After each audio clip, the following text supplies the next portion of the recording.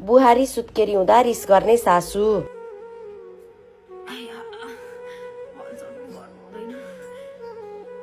के गन्दन गर्छ हौ यो केटी?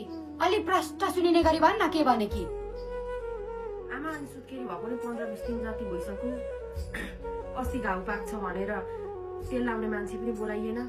अब मलाई साह्रै गाह्रो हुन थाल्यो। ढाड दुखेर मर्न आँटे। नानीलाई पनि सेक्नुपर्छ, मलाई पनि स्याहार पुग्दैन। एकजना तेल लाउने मान्छे त खोज्नुपर्छ होला आमा। गाह्रो भयो मलाई। किन लगाउनु पर्यो तेल लगाउने मान्छे? तिमी सुत्केरी भएको 15-20 दिन भइसक्यो। अब त तिमी सुत्केरी उठिसक्यौ त। हामी त 13 दिनमा उठेर घाँस पात दाउरा सबै गरेको। उ बेला हामीलाई सुत्केरी भनेर तिमीहरूको जस्तो पछाडि नदिइरहन्थे र? आफै तेल लगाउने आफै सेक्ने तिमी सुत्केरी भएको पनि 15-20 दिन भइसक्यो। अब आफै गर्दा हुँदैन? अब त माइत जाने हो। 1 महिना पछाडि त हामीलाई त माइती लिन आउँथ्यो र माइत जान्थ्यौ हामी त सुत्केरी खान। अब त उठिसक्यौ तिमी। 15-20 दिनमा ओछ्यानमा सुती खाएर तिमीलाई पुगेन अझै? अझ तेल लाउने मान्छे चाहियो अरे। के का तेल लाउने मान्छे? अब सरक्क उठ्ने। माइती पनि त लिन आउँदा हुन् नि, कि लिन आउँदैनन् अरे? हुन त के थाहा माइतीहरू। होइन, पहिले त तिम्री आमाले अनि बुइनीलाई खाना दिन्छन् कि दिँदैनन् भनेर यहाँ सिआइटी पठाउँथिन् त। खै त अहिले सुत्केरी भएका यतिका दिन भइसक्यो, खानेकुराहरू केही दिनु छैन। सबै मैले नै खुवाइरहेको छु त। कति खर्च हुन्छ? ए भगवान्, एउटा माइतीको पनि उत्तरदायित्व हुँदैन। होइन, माया पनि नलाग्दो रहेछ उसकी आमालाई त। छोरीले के खाई कसो गरी राम्रो देखिँदैनन् घरमा, पिर लाग्दैन अलिकति? अनि मैले मेरा घरमा यस्तो छ उस्तो छ भनेर माइत लगेर सुनाकै छैन। भाउजूलाई कति राम्रो गर्नुहुन्छ, आफ्नै हातले स्याहार्नु भएको सुत्केरी हुँदाखेरि पनि।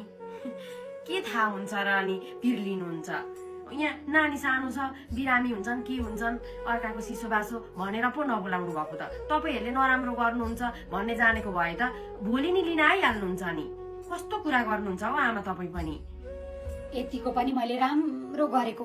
मलाई त उ बेला यति दुःख दिन्थे, के भन्नु। त्यही बेलामा मलाई रोगले चापेको, यति धेरै दुःख पाएको थिएँ।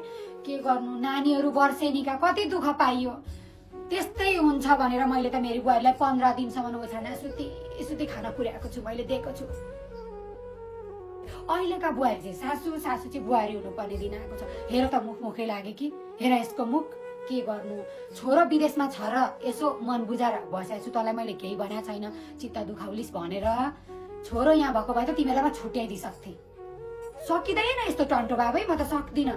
ए हाम्रा 8-10 वटा छोराछोरी हुँदाखेरि पनि खै हेऱ्यो है, देवरका जेठाजुका सबैका छोराछोरी हामीले हेरेको। यस्तो साह्रो चाहिँ कसैले पनि गर्दैन थियो। कसैले नपाएको बच्चा तैँले नै पाइस्।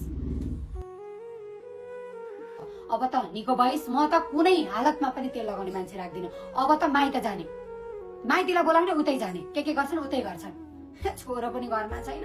छोरो नभएकी बुहारीलाई यत्रो गरिरहेको छु। मैले जेठी बुहारीले त केही पनि गरेको थिएन। जेठी बुहारीको हेरेर त तँलाई कति गरेको। म त अब सक्दिनँ। चित्त बुझेन भने माइत जाने। होइन, तपाईँलाई लाज लाग्दैन आमा?